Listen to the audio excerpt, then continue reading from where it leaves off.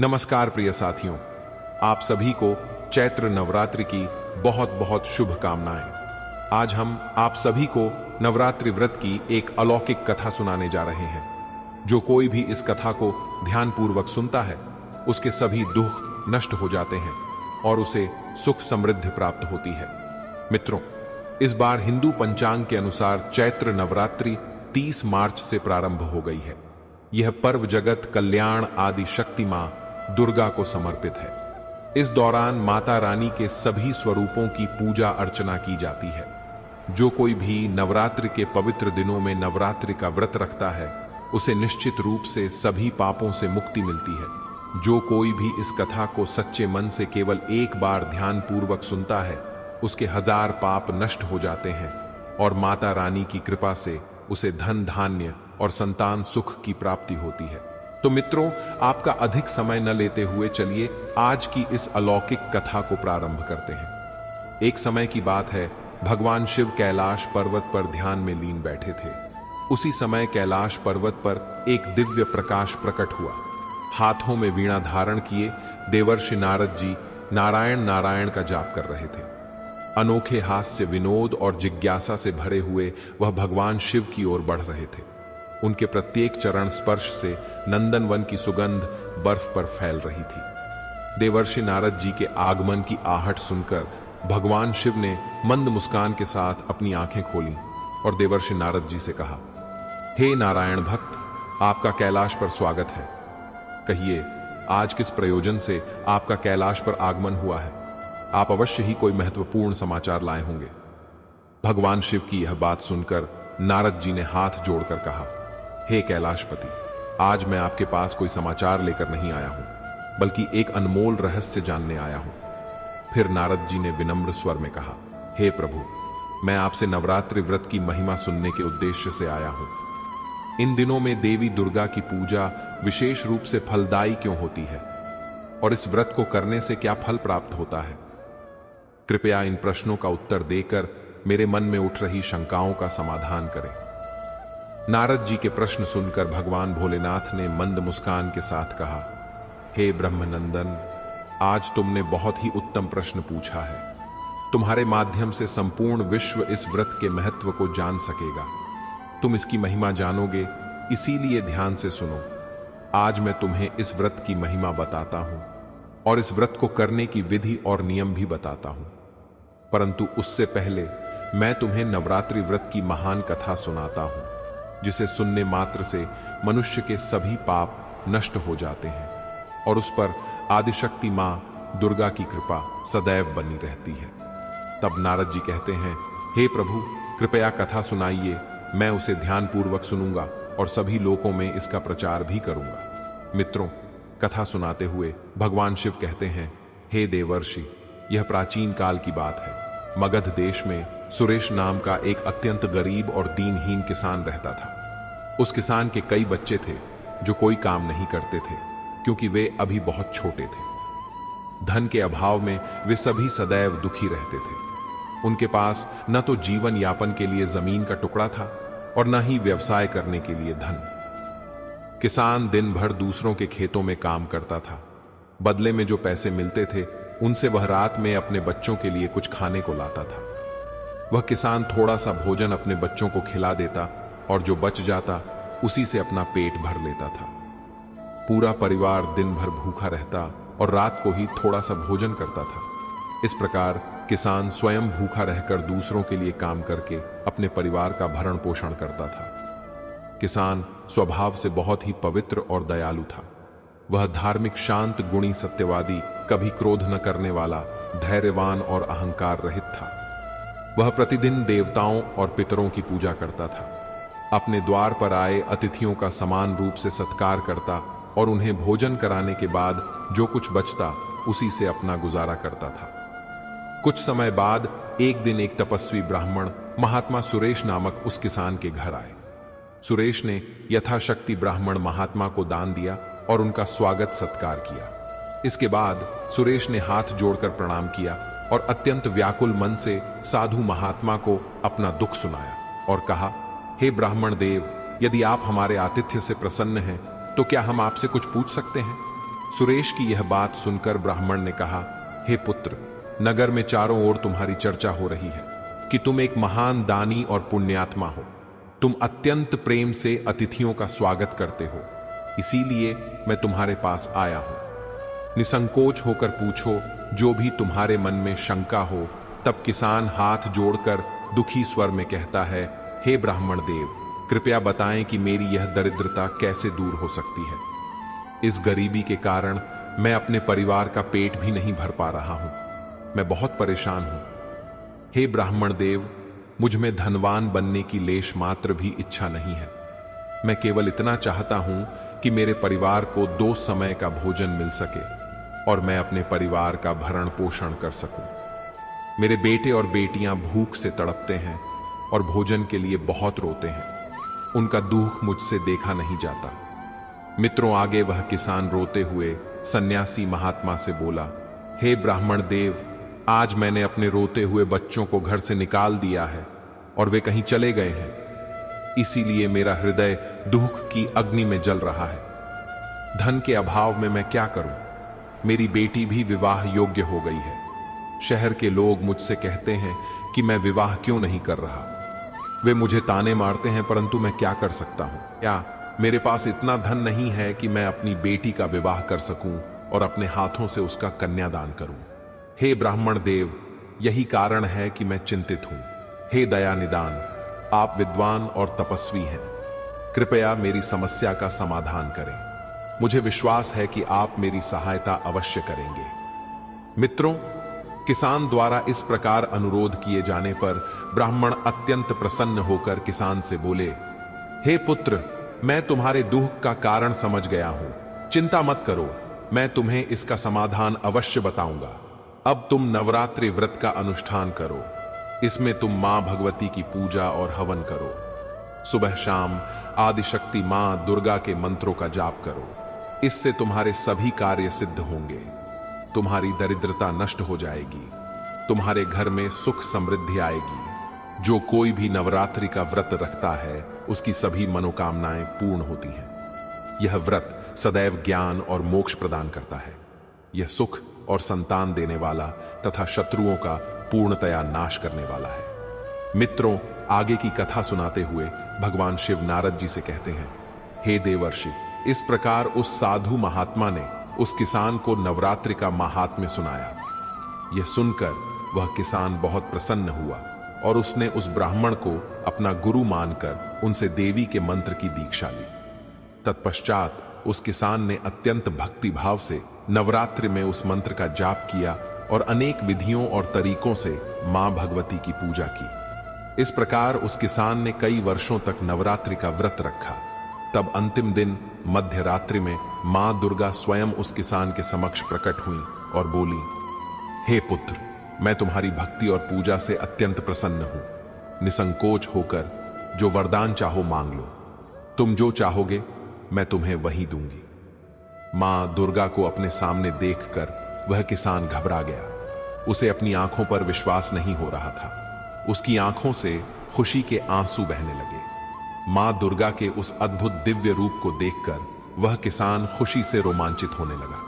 तब उस किसान ने मां दुर्गा को प्रणाम किया और कहा, हे देवी, आपके दर्शन पाकर मैं धन्य हो गया। आपके दिव्य रूप को देखकर मेरे सभी कष्ट दूर हो गए हैं। हे मां, आपके दर्शन अत्यंत दुर्लभ हैं। आप त्रिलोक सुंदरी हैं। आप सर्वशक्तिमान और संपूर्ण जगत की जननी हैं। आपने मुझ जैसे साधारण भक्त पर दर्शन देकर बड़ा उपकार किया है। हे देवी मां, अब मेरे मन में कोई इच्छा शेष नहीं है। आपके दर्शन से मेरे सभी दुख दूर हो गए हैं। बस मुझ पर इतनी कृपा करें कि मेरे पुत्र पुत्रियों को भरपेट भोजन मिल सके, ताकि उन्हें प्रतिदिन भूखा ना सोना पड़े। सुरेश की विनम्रता और उसकी दयनीय स्थिति देखकर मां दुर्गा ने मधुर मुस्कान के साथ कहा, हे पुत्र, मैं तुम्हारी सच्ची भक्ति और तुम्हारी तपस्या से प्रसन्न हूं। तुम्हारी दरिद्रता अब समाप्त होगी। तुम्हारा घर धन धान्य से भर जाएगा और तुम्हारे परिवार की सभी समस्याएं समाप्त हो जाएंगी।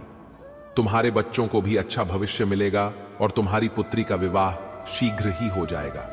मैं तुम्हें यह वरदान देती हूं। मित्रों, इतना कहने के बाद उस स्थान पर एक दिव्य प्रकाश प्रकट हुआ और देवी दुर्गा अंतर्धान हो गई। उसी क्षण सुरेश किसान का घर प्रकाश से भर गया और उसकी दरिद्रता समाप्त हो गई। शीघ्र ही उसके छोटे से घर के स्थान पर एक विशाल महल खड़ा हो गया। वह महल सोने, रत्नों और बहुमूल्य मणियों के भंडार से भरा हुआ था। उसके सभी बच्चे इस अद्भुत दृश्य को देखकर सुख से संतुष्ट हो गए। मित्रों, सुरेश के पास अब न केवल अपने परिवार और बच्चों के लिए भोजन था, बल्कि वह दूसरों की भी मदद कर सकता था। कुछ दिनों बाद किसान ने अपनी बेटी के लिए एक अच्छा वर ढूंढा और उसका विवाह कर दिया। मित्रों, इतना धनी होने के बाद भी किसान ने अपनी भक्ति और आस्था कभी नहीं छोड़ी। वह प्रतिदिन मां दुर्गा की पूजा करता और उनके प्रति अपना आभार व्यक्त करता था। उसका जीवन अब आनंद और समृद्धि से भर गया था।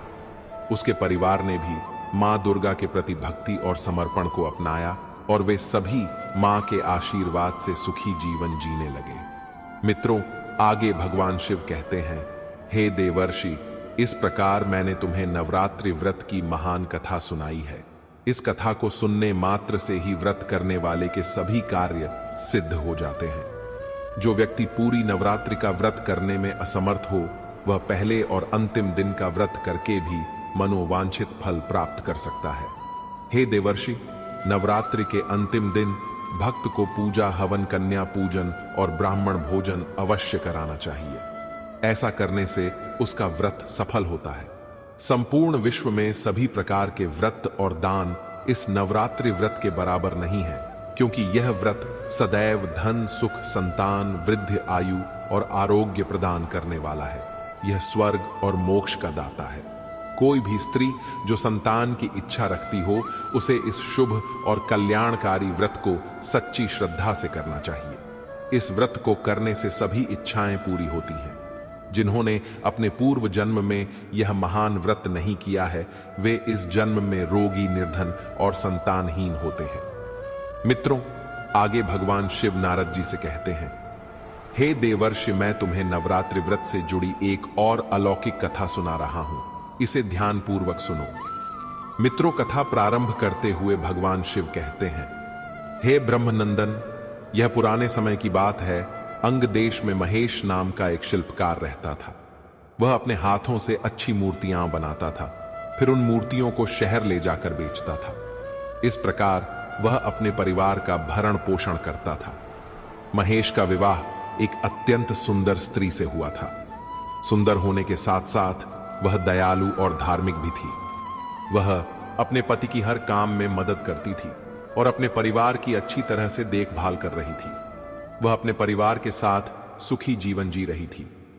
एक दिन महेश मूर्तियां बेचने शहर गया हुआ था और जब वह बाजार में अपनी मूर्तियां बेच रहा था, तभी एक व्यक्ति उसकी दुकान पर आता है और महेश से मूर्ति ले लेता है।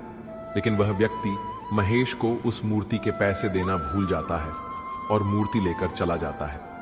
महेश उस व्यक्ति को आवाज देने लगता है, लेकिन वह व्यक्ति उससे बहुत दूर पहुंच चुका था, इसलिए वह महेश की आवाज नहीं सुन पाता है और वहां से चला जाता है।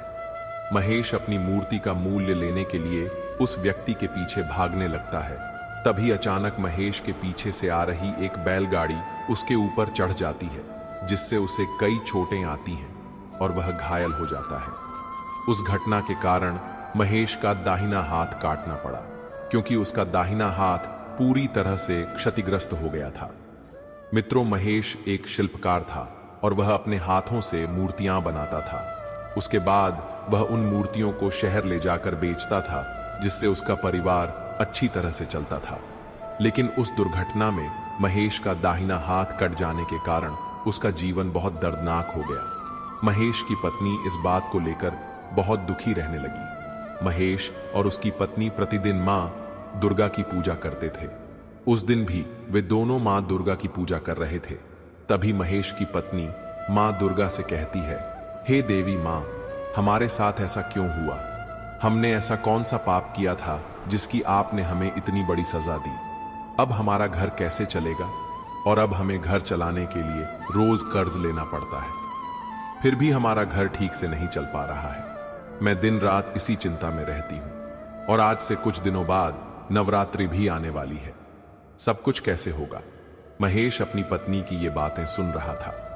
फिर उसने अपनी पत्नी की ओर देखा और कहा, अरे प्रिय, ज्यादा चिंता मत करो, कोई ना कोई रास्ता निकल ही आएगा। क्या हुआ अगर मेरा दाहिना हाथ कट गया?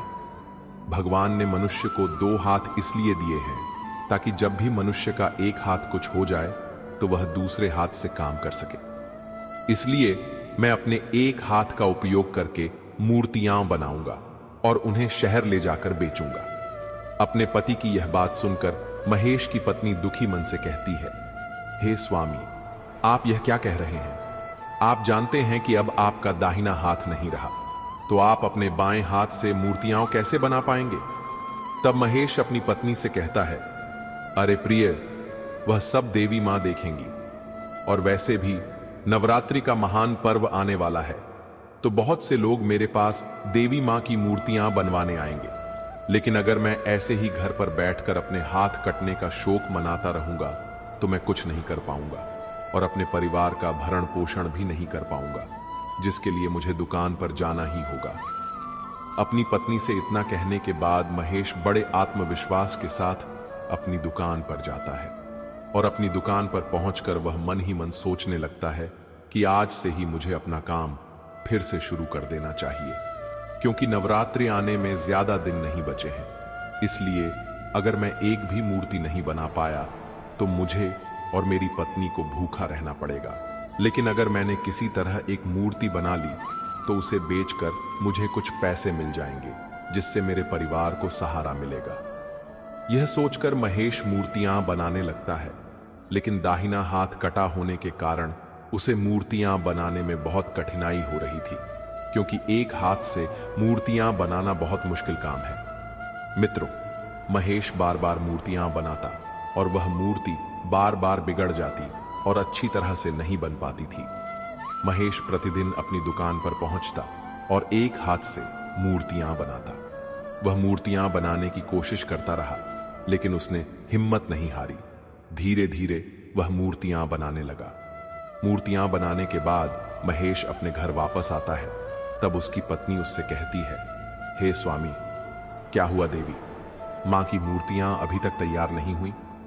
अपनी पत्नी की बात सुनकर महेश अपनी पत्नी से कहता है, हे प्रिय, मैं बहुत कोशिश कर रहा हूं, लेकिन मूर्तियां अभी तक पूरी नहीं हुई हैं। तब महेश की पत्नी उससे कहती है, आप देखिए, समय केवल आज शाम तक का ही है।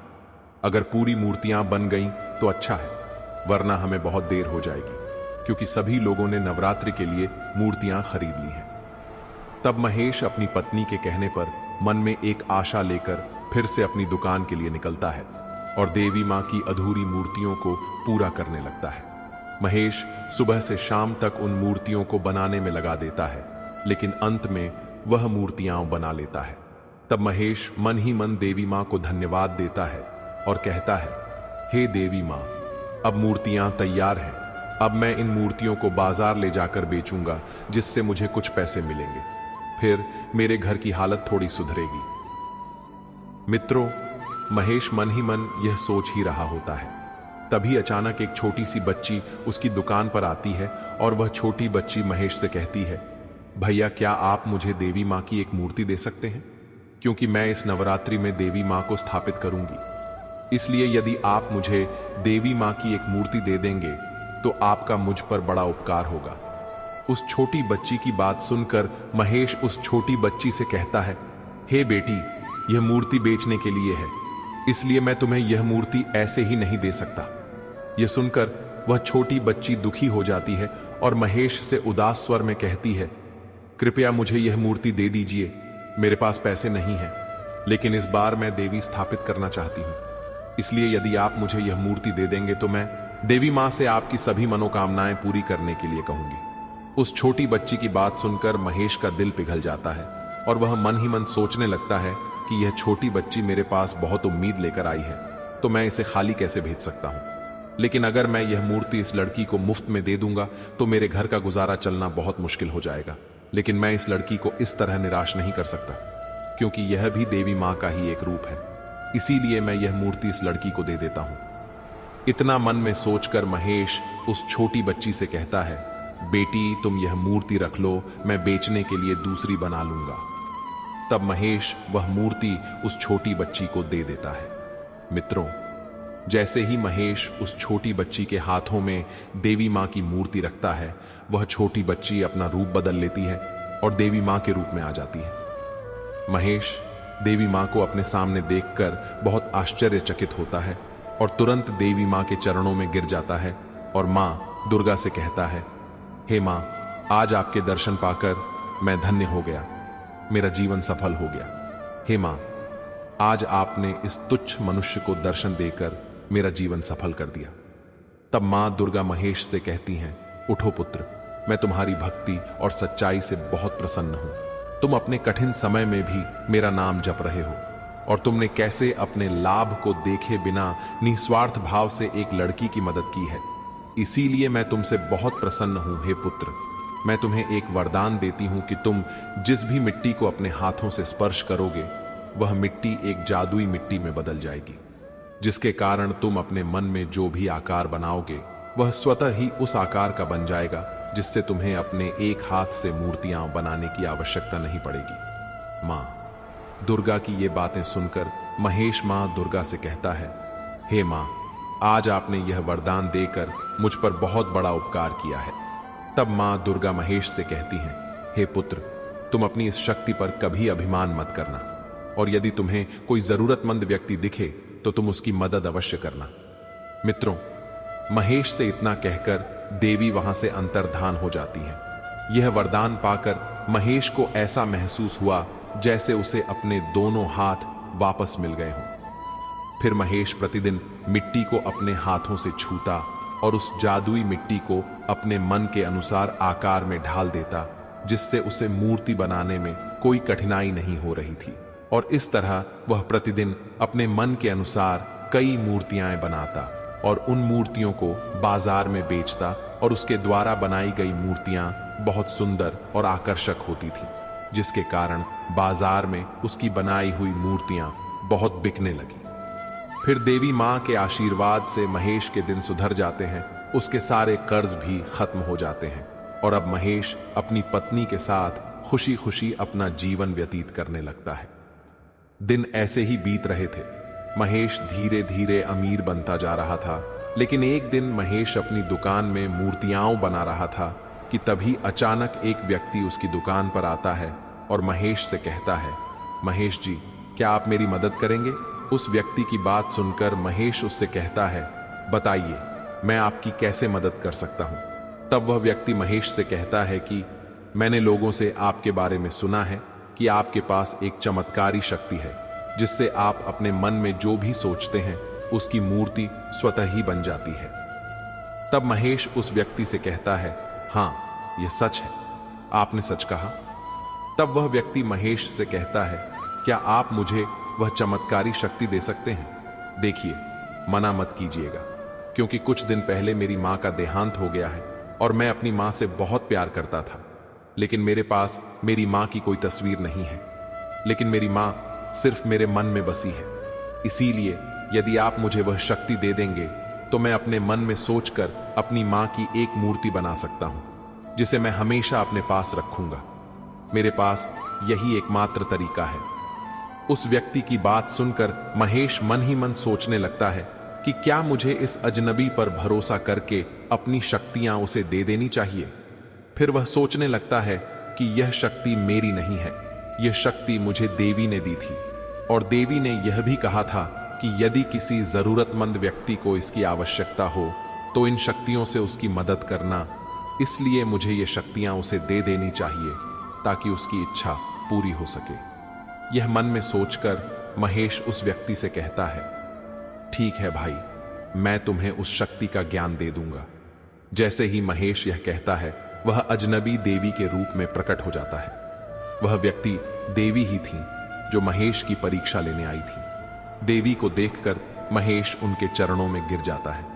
तब मां दुर्गा महेश से कहती हैं, उठो पुत्र, तुम अपनी परीक्षा में सफल हुए। मैं यह देखने आई थी कि कहीं तुम मेरी बताई हुई बातों को भूल तो नहीं रहे हो और इन शक्तियों पर अपना अधिकार तो नहीं जता रहे हो, लेकिन तुमने अपनी सच्चाई और ईमानदारी से मुझे फिर से प्रसन्न कर दिया है। इसलिए हे पुत्र, मैं तुम्हें वरदान देती हूं कि तुम्हारी सभी मनोकामनाएं अवश्य पूरी होंगी, जिससे तुम कभी गरीब नहीं रहोगे। महेश से इतना कहकर मां दुर्गा वहां से अंतर्धान हो जाती है। महेश अपनी पत्नी के साथ खुशी खुशी अपना जीवन जीने लगता है। मित्रों, आगे भगवान शिव कहते हैं, हे देवर्षि नारद, इस प्रकार आज की यह कथा समाप्त होती है। हमें आशा है कि तुम नवरात्रि व्रत की महिमा समझ गए होंगे। भगवान शिव से यह सुनकर नारद जी भावुक हो जाते हैं और कहते हैं, हे प्रभु, आपके मुख से इन कथाओं को सुनकर मैं धन्य हो गया। मैं इन कथाओं का तीनों लोकों में प्रचार करूंगा और नवरात्रि व्रत की महिमा बताऊंगा। इतना कहकर नारद जी भगवान शिव को प्रणाम करते हैं और देवलोक की ओर प्रस्थान कर जाते हैं। प्रिय मित्रों, जैसा कि भगवान शिव ने देवर्षि नारद जी को बताया, नवरात्रि का व्रत अत्यंत पुण्यदायी और फलदायी है। इन कथाओं को सुनने और सुनाने मात्र से ही मनुष्य के पाप नष्ट होते हैं और मां दुर्गा की असीम कृपा प्राप्त होती है। सुरेश किसान की कथा हमें सिखाती है कि सच्ची भक्ति और निस्वार्थ सेवा से मां भगवती अवश्य प्रसन्न होती हैं और दरिद्रता को दूर कर सुख समृद्धि प्रदान करती है। वहीं महेश शिल्पकार की कहानी हमें कठिन परिस्थितियों में भी धैर्य, सच्ची लगन और ईमानदारी न छोड़ने की प्रेरणा देती है। मां दुर्गा ने न केवल महेश की कठिनाई दूर की, बल्कि उसकी परीक्षा लेकर उसे और भी बड़े वरदानों से कृतार्थ किया। ये कथाएं नवरात्रि के व्रत के महत्व को उजागर करती हैं। यह व्रत केवल उपवास रखने तक ही सीमित नहीं है, बल्कि यह आत्मशुद्धि, भक्ति, श्रद्धा और सेवा का पर्व है। इन 9 दिनों में मां दुर्गा के विभिन्न स्वरूपों की आराधना करने से भक्तों को बल, बुद्धि, विद्या, धन, धान्य, आरोग्य और संतान सुख की प्राप्ति होती है। अतः आप सभी से निवेदन है कि इस चैत्र नवरात्रि पर पूरी श्रद्धा और भक्ति के साथ मां दुर्गा की उपासना करें, व्रत रखें और इन पावन कथाओं का श्रवण एवं मनन करें। मां भगवती की कृपा से आपके जीवन के सभी कष्ट दूर हों और आपका घर आंगन खुशियों से भर जाए। एक बार पुनः आप सभी को चैत्र नवरात्रि की हार्दिक शुभकामनाएं। मां दुर्गा आपकी सभी मनोकामनाएं पूर्ण करे। जय माता दी। जय मां दुर्गा।